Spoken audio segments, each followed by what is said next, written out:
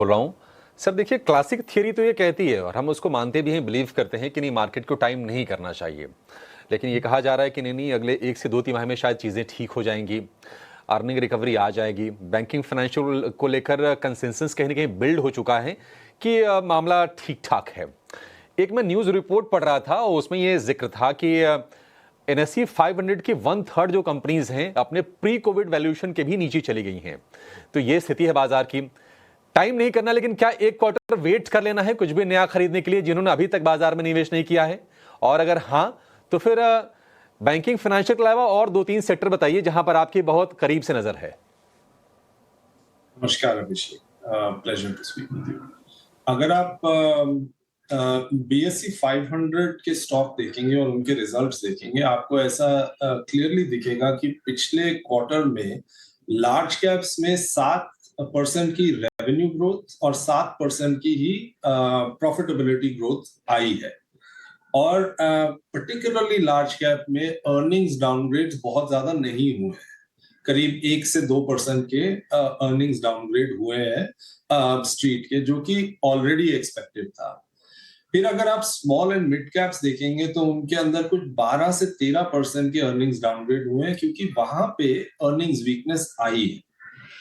अब इस वजह से उस स्पेस में जनरली वॉलेटिलिटी बढ़ गई है और इंटरेस्ट घट गया है। और अगर इसको इस परिप्रेक्ष्य में देखेंगे कि पिछले 2 से 3 साल में उस small and mid cap space में करीब करीब 25% कंपाउंडेड स्टॉक प्राइस अप्रिसिएशन हुआ है, तो ये कूलिंग डाउन पीरियड अच्छा ही है स्पेस के लिए, पर्टिकुलरली उनके लिए जो कि small and mid cap investors हैं। तो मैं तो दुखी नहीं हूं, मैं खुश हूं कि भाव नीचे आए हैं, जिससे कि मैं अच्छे भाव में, सस्ते भाव में स्टॉक खरीद सकता हूं। और अगर आप जनरली बात करेंगे कौन से सेगमेंट्स ऐसे हैं जहां पे अपॉर्चुनिटी है, हमें small and mid cap IT में अपॉर्चुनिटी दिखती है।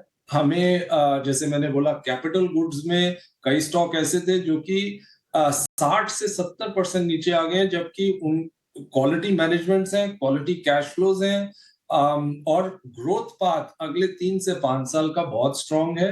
हमें वहां पे अपॉर्चुनिटी दिखती है।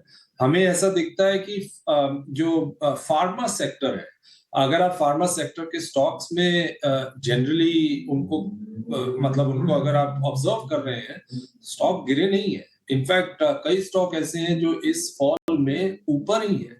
ये आपको दर्शाता है कि इस स्पेस में स्ट्रेंथ है। और हमें लगता है कि वहां पे भी अगले 2 से 3 साल में काफी अपसाइड आ सकता है। एक स्पेस जो कि बहुत इंटरेस्टिंग है हमारे हिसाब से, वो है consumption, both FMCG and discretionary consumption.